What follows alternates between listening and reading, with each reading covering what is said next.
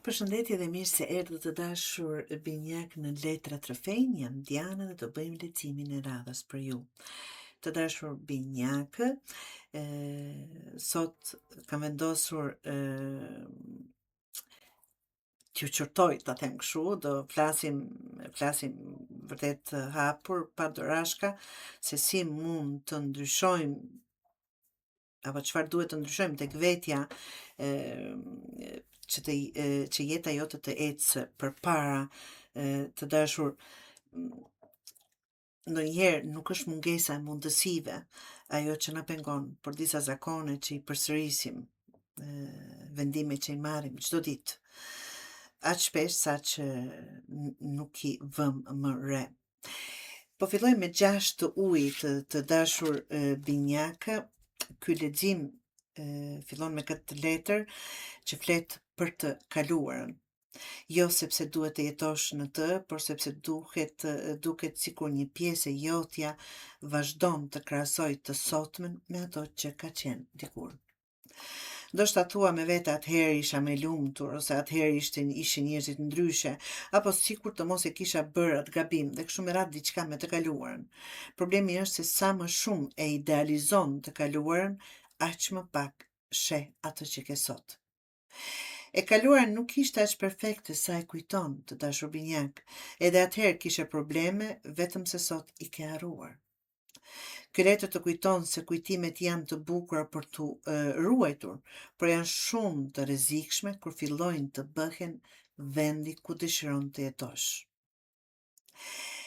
Mos e krahaso vazhdimisht të tashmen me një verzion të zbukuruar të së kaluarës, sepse ndërkohë që ti je duke parë mbrapa, jeta vazhdon të ecë përpara. 9 të zjarrit. Kjo flet për lodhjen, jo lodhjen fizike absolutisht, por atë moment kur thua jam e lodhur duke provuar, jam e lodhur duke luftuar, jam e lodhur duke filluar nga e para, ti je njeri që nuk dorëzohesh lehtë, por ka një gabim që e bën shpesh binjak. Kur zhgënjehesh disa herë radhazi, fillon të mendosh se edhe hera tjetër do të përfundoj njësoj. Dhe kështu nuk futesh më në lojë me të njëjtën entuziazëm. Mbron veten, mban distancën, nuk investon plotësisht, por kështu nuk po shmang vetëm zhgënjimin, po shmang edhe mundësinë për të fituar. Kjo letër të thotë të mos e ngatrosh kujdesin me dorëzimin, sepse janë dy gjëra të ndryshme, të dashur binjak. Kemi fëmin këtu, fëmia, që sjell një frym krejt tjetër, të dashur binjak. Ajo flet për fillime, për kuriozitete, për guximin për të provuar pa menduar menjëherë se si do përfundojë gjithçka. Binjakët zakonisht kanë shumë ide. Problemi nuk është mungesa e ideve. Problemi është se shpesh entuziazmohesh për diçka të re, por sa po has vështirësinë e parë, mendja të shkon te një ide tjetër. Kjo letër të kujton se çdo fillim është i bukur, por vetëm ata që vazhdojnë arrin të shohin fundin.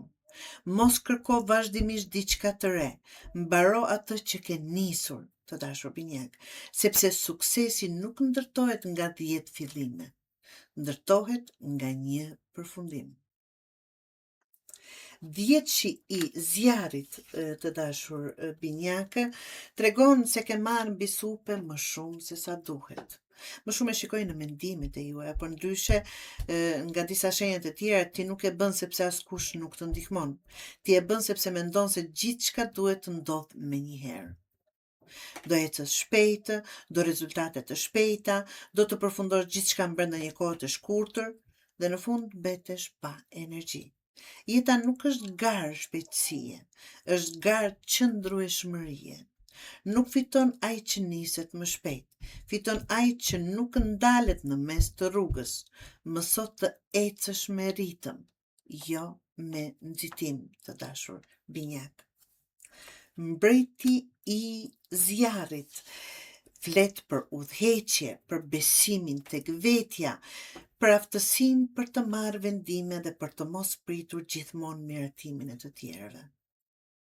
ke karizëm binjak, ditë të flasësh, ditë të bindësh njerëzit, por ndonjëherë ndodh diçka e çuditshme. Arrin të bindësh të gjithë përveç vetes.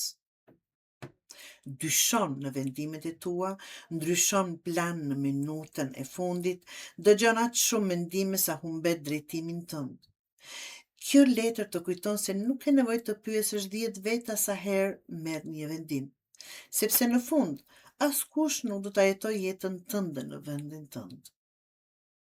Prandaj fillo të besosh më shumë intuitës dhe përvojës sate.